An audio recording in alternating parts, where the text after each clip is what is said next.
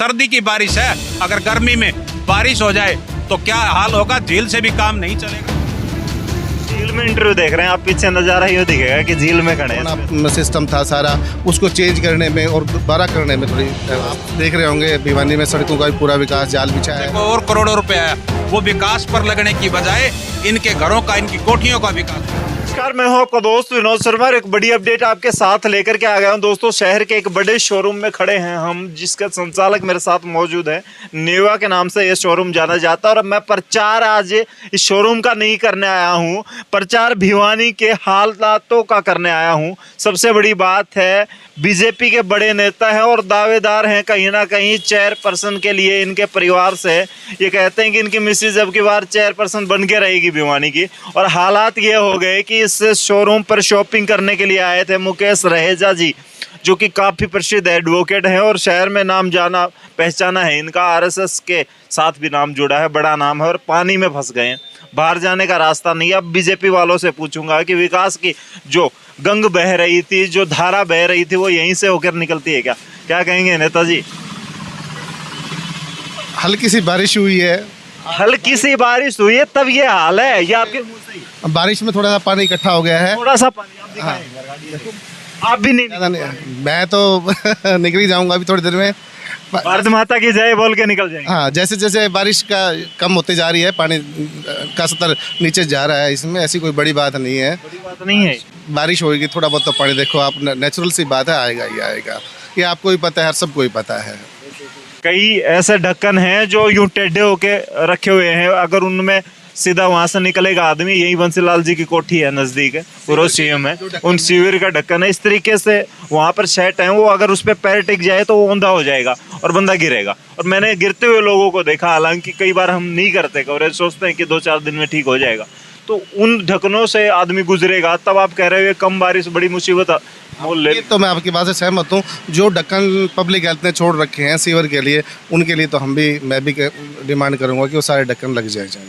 Demand कब तक करते रहेंगे? 5 साल तो आपकी इस योजना के हो गए। हरियाणा में बीजेपी सरकार इतने साल से, और आपका आरएसएस के साथ, बीजेपी के साथ बड़ा चेहरा। आपकी बार आप भी चेयरपर्सन बढ़ गए, आपके परिवार से मतलब मैडम बन गई, तो भी यही हाल रहे। नहीं, ऐसा कुछ नहीं होगा।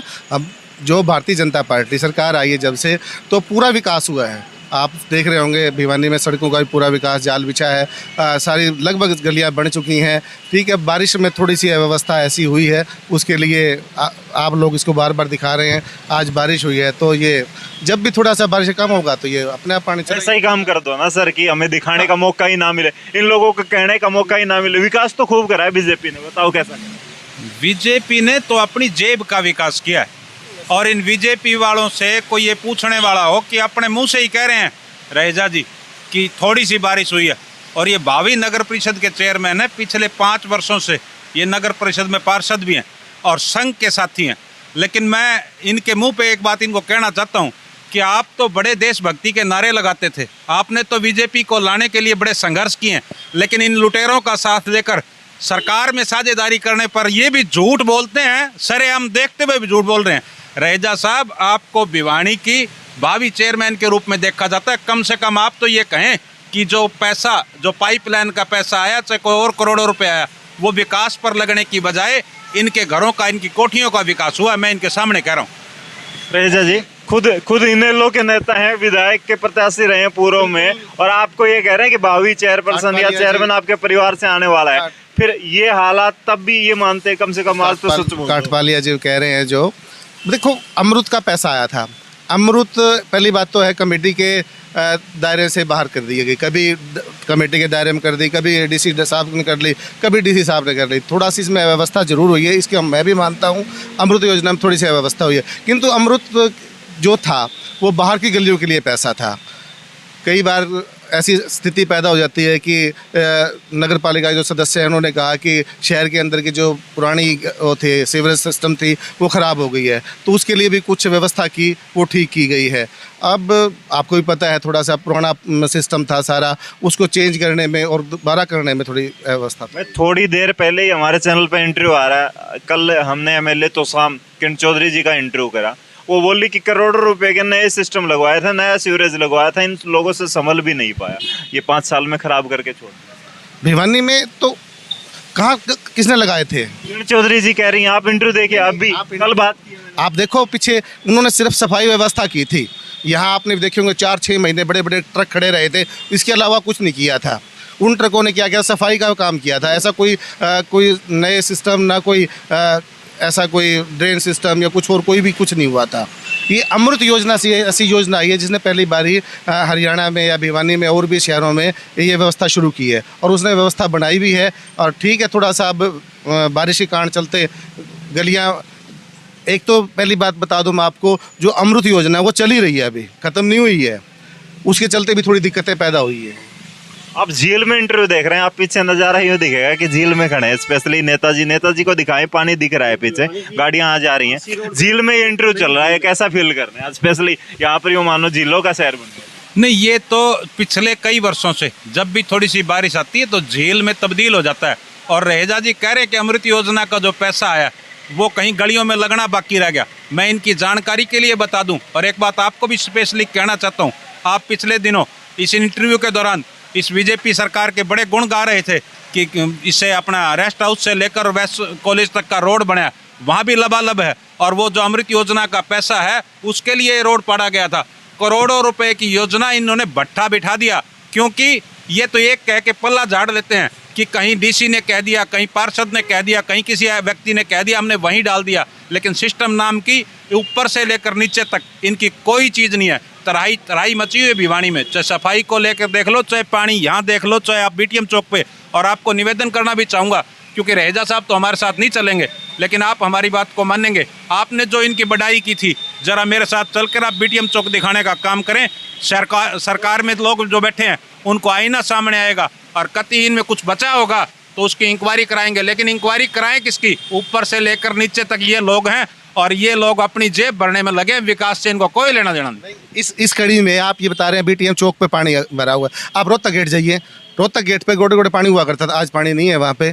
वो भी तो इस अमृत योजना से ही हुआ है, मतलब चारों तरफ से बिल्कुल ठीक हो चुका है। वो बात हो गई ना कि आपके अगर दांत में दर्द और आंख में उंगली मार दी तो आंख वाला दर्द दिखेगा, दांत वाला। गेट पे भी इतना पानी हुआ, देखिए उस पे भी तो पैसा। बस वही था ना, रोहतक गेट आप बिल्कुल साफ है आज के दिन, उस पर भी पानी प्रॉब्लम हुआ करती थी। अब जब भी है ये कहाँ कमी रहेगी? इसमें कहीं ना कहीं सीवर रुका हुआ होगा। अच्छा, उसी व्यवस्था जी। 6 दिन से लगातार ये बताया जा रहा है कि बारिश आएगी और ये बड़े सफाई से कह रहे हैं कहीं ना कहीं सीवर रुका होगा।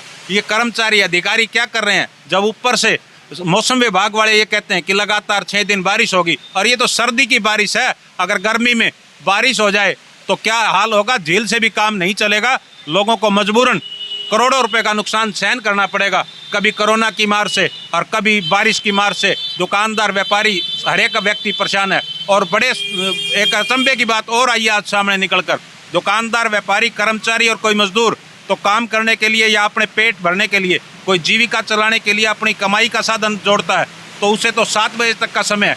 लेकिन ये राज को कैसे लूट सकें, इनकी बेकायदियाँ कैसे पब्लिक के सामने ना आए, उसके लिए कोरोना के चलते इन्होंने 5 राज्यों में चुनाव की घोषणा भी की है। ये लोग तो ये समझते हैं कि कहीं प्रचार के माध्यम से हमारी पोल ना खुल जाए। अगर कहीं पोल खुल गई तो इनको कुर्सी नज़र नहीं आएगी, और इनको कुर्सी और सत्ता नहीं मिल पाएगी तो ये कैसे रह पाएंगे।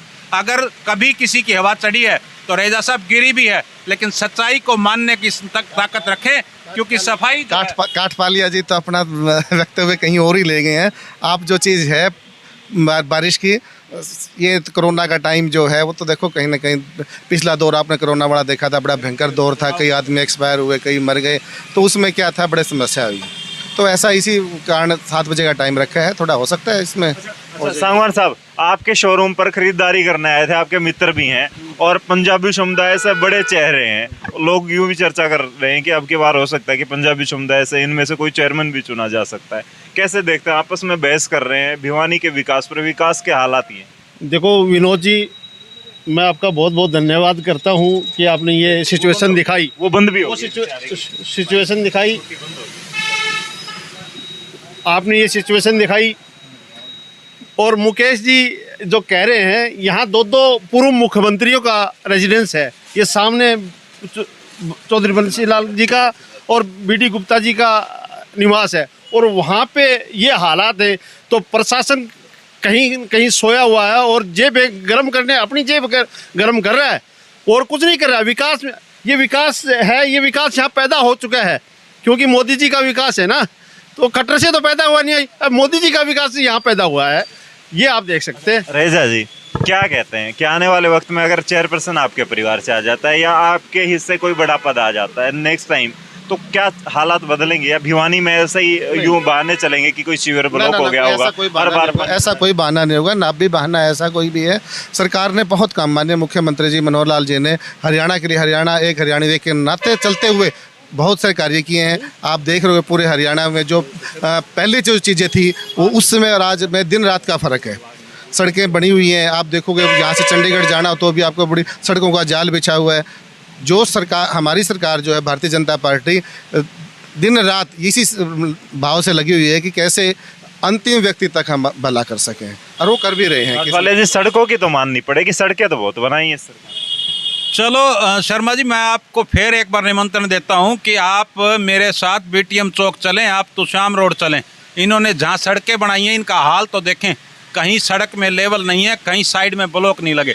और ये आज भी तो आपका कैमरा दिखाएगा कि धसी पड़ी हैं, सीवरेज धसे पड़े हैं। और अमृत योजना का पैसा, हमारे पार्षद साथी है, मेरे बड़े भाई हैं, ये कह रहे हैं रोहतक रोड पर जाकर देखो। रोहतक रोड पे आप मेरे साथ चलने का कष्ट करें, मैं आपको दादरी गेट पे दिखाता हूँ, लबालब है। मैंने अभी फ़ोन किया आपकी बात सुन के, दादरी गेट लबालब है रेजा साहब।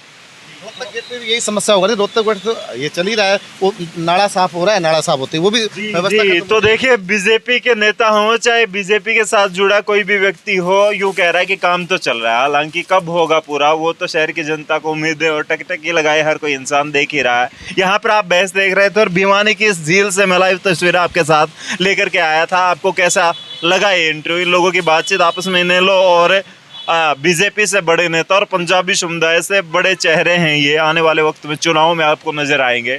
क्या कहती है शहर की जनता, शहर के हालातों की बड़ी जो ये वजह कौन है? क्या बीजेपी काम नहीं करवाना चाहती? क्या अधिकारी या प्रशासनों की कहीं कमी है, प्रशासन की कहीं कमी है, या फिर कमी कहाँ है? विकास अधूरा क्यों रह गया बीजेपी का भिवानी? आपको कैसी लगी अपडेट? कमेंट बॉक्स में अपनी राय जरूर दें, इस वीडियो को शेयर करें। तब तक के लिए धन्यवाद, राम राम, जय हिंद।